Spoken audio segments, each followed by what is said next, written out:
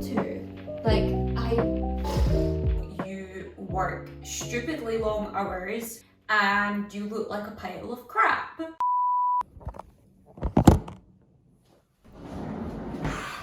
That is bright. We're back. The motivation has not come back. The discipline has not returned. Like, we've been back for a week, and when I say I've done the bare minimum, I mean like I've just done the tasks that needed done, like invoices, and I had like a small commission that I needed to finish, and not just me rudely interrupting myself, but I just thought we could pause and rewind a little bit. Here's the holiday. Enjoy. Oh, also, don't forget to do those things like and subscribe, because apparently it really helps. Okay, enjoy.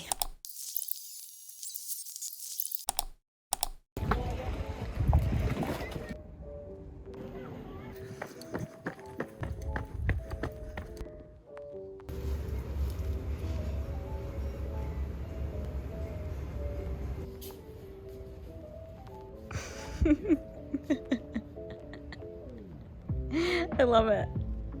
I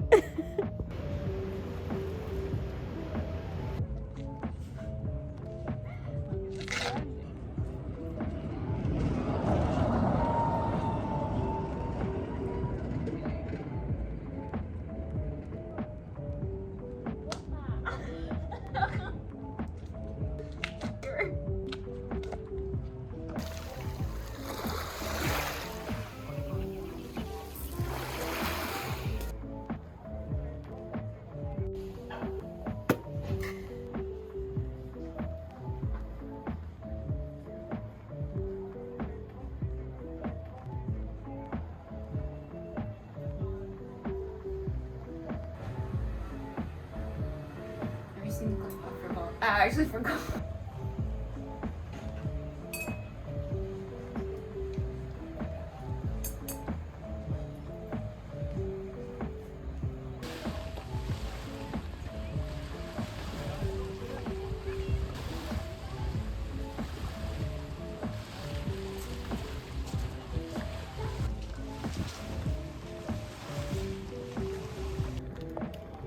Yeah. Yeah. Work it. Video? Yeah. Thank you. My agent will be in touch.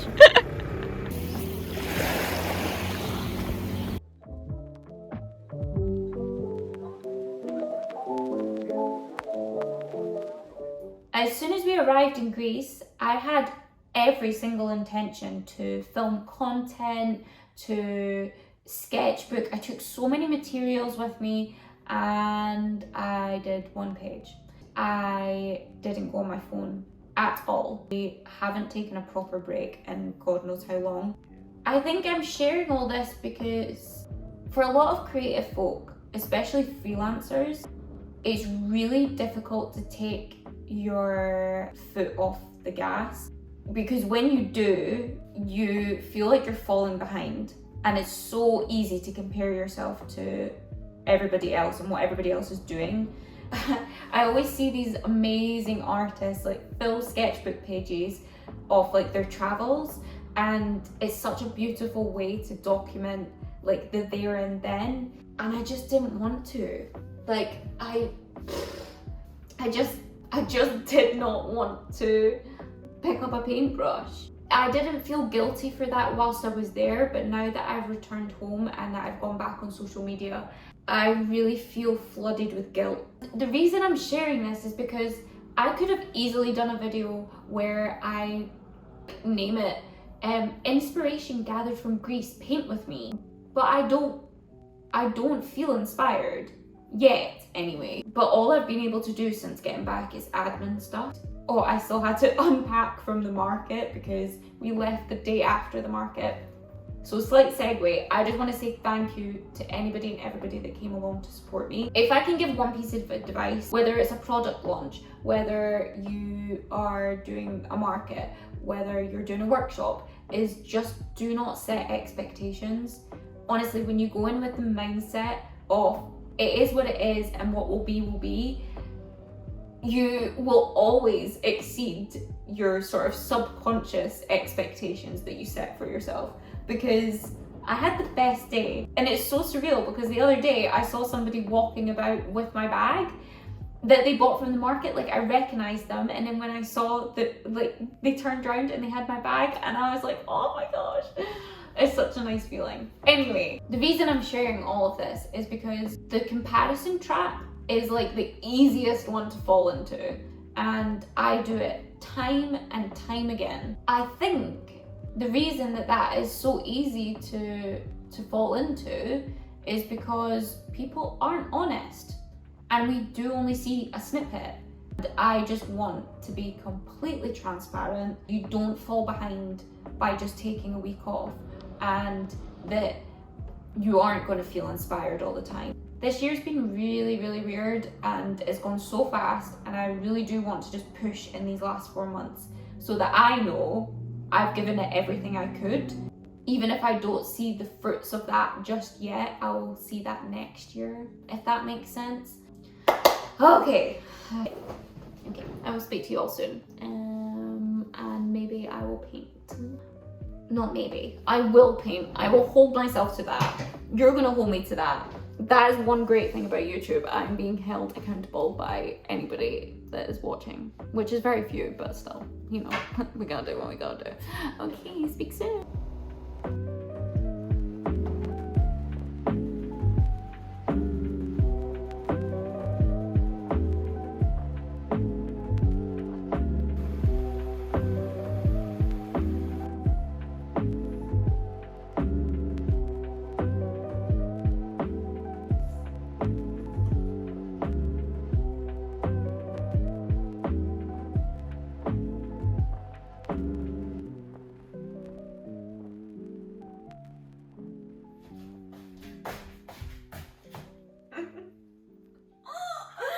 When I started YouTube, I made a pact with myself that I would make more effort if I'm going to be filming. That is just not accurate. I wasn't going to film because I look like this. It's just so easy to see somebody's life and think, oh my god, they look amazing all the time and they're doing all these amazing things.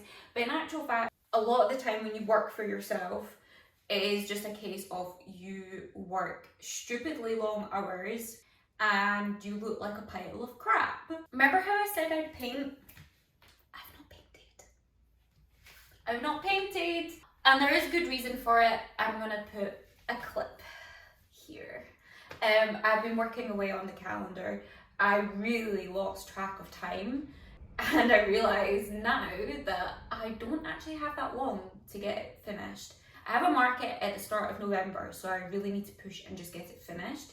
I really didn't anticipate that line work would take this long, because normally it's something I'm quite speedy at. However, I think it's because I've chose to do it in a way that's like very storytelling and kind of complicated, and if something is going to be on the wall for a month, I want people to be able to come back to it time and time again over that month and see something new. I thought I was going to get risograph printed because I thought risograph would be more budget friendly. Turns out that is absolutely not the case. It was working out so expensive.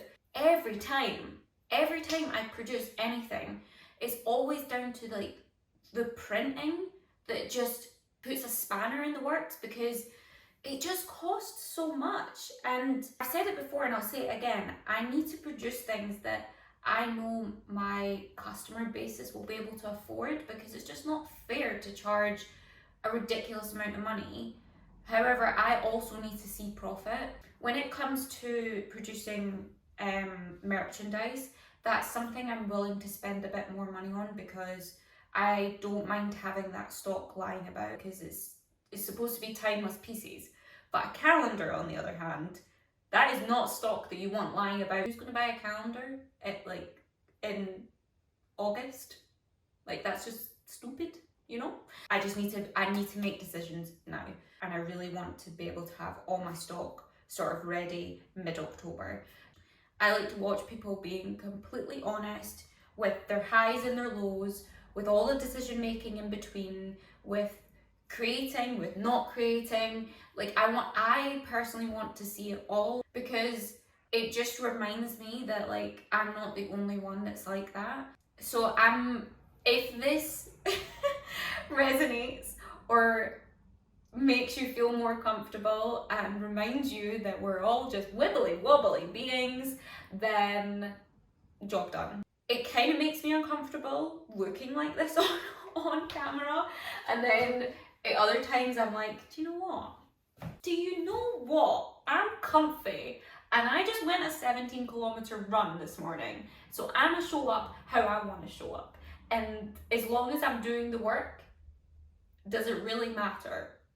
Absolutely not.